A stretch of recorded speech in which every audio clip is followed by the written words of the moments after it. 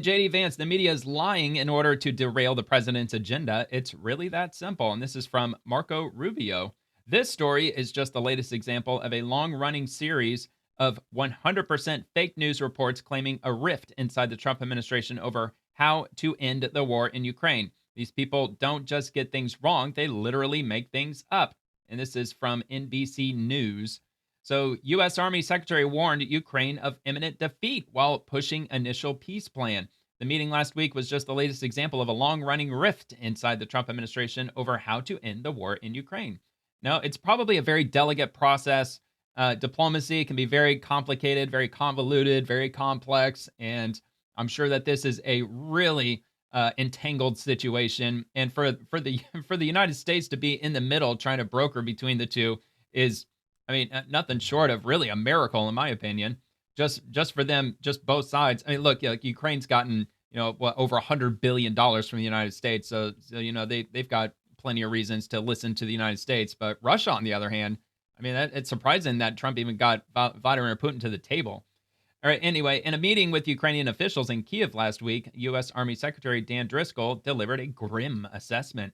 Driscoll told his counterparts their troops faced a dire situation on the battlefield and would suffer an imminent defeat against Russian forces, two sources with knowledge of the matter told NBC News. The Russians were ramping up the scale and pace of their aerial attacks, and they had the ability to fight on indefinitely, Driscoll told them, according to the sources. The situation for Ukraine would only get worse over time, he continued, and it was better to negotiate a peace settlement now rather than end up in an even weaker position in the future. I don't know why these people think Ukraine is going to win over Russia. That was always going to be like an impossibility. I mean, you've got little Ukraine and you've got this enormous nation of Russia that has might as well have infinite resources, really. Even though, yeah, their economy is not that great. I think even California's economy is even bigger than Russia's economy. But still, dude, it's freaking Russia. All right, and there was more bad news. The U.S. delegation also said America's defense industry cannot keep supplying Ukraine with the weapons and air defenses at the rate needed to protect the country's infrastructure and population, the sources said. Well, and maybe Ukraine's probably running out of men, too. I mean, if those numbers are correct, I believe it was from Trump. He said that something like 5,000 soldiers are being killed per day. And that could be a number on both sides, though. But still, I mean, even if it was half that, 2,500 from Ukraine daily. And this war has been going on for 4 years at this point? So, yeah, I'm sure it's definitely eating into the population.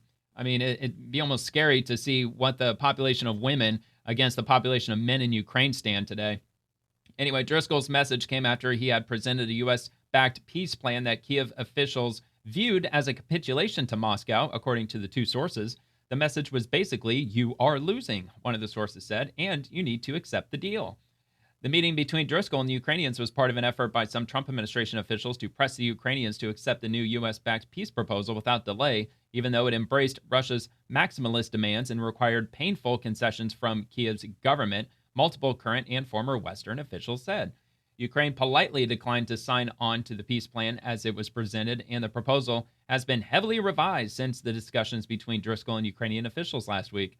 The meeting was just the latest example of a long-running rift inside the Trump administration over how to end the war in Ukraine. The split features a looming potential political rivalry between two former senators and potential presidential hopefuls positioning themselves for 2028. Oh, that's what they're doing. They're worried about 2028. Vice President J.D. Vance and Secretary of State Marco Rubio, which, by the way, Marco Rubio said this is absolutely false. One camp, including Vance, Special Envoy Steve Witkoff, and other officials, views Ukraine as the primary obstacle to peace and favors using U.S. leverage to force Kiev to make major compromises, according to multiple current and former officials. The other camp, represented by Rubio and other officials, sees Russia as the culprit for having launched an unprovoked invasion of its neighbor and says Moscow will relent only if it pays a price for its aggression through sanctions and other pressure. With his deputies vying for his attention, along with Republican lawmakers and European leaders, President Donald Trump has veered back and forth on how to resolve the conflict. It was clear for some time that there was a divide, but we've never seen it in action publicly quite the way we have in the last few days, said a former senior U.S. diplomat with experience in Eastern Europe. Reached for comment Tuesday, the White House referred to a social media post in which Trump said the original peace plan has been fine-tuned with additional input from both sides, and there are only a few remaining points of disagreement. I look forward to hopefully meeting with President Zelensky and President Putin soon, but only when the deal to end this war is final or in its final stages, Trump added in the post. A State Department spokesperson said President Trump's entire team, including Secretary Rubio, Special Envoy Wickoff, Secretary Driscoll, and many others, are working in lockstep as they have been for 10 months to bring an end to the senseless and destructive war. The Ukrainian embassy in Washington did not respond to a request for comment. Anyway, it goes on from there. It'll be linked. If you enjoyed the video, please like and subscribe to the channel. Check out The Swamp, Monday through Friday at 11 p.m. Eastern, with segments dropping on the daily. Thank you for watching, and have a nice day.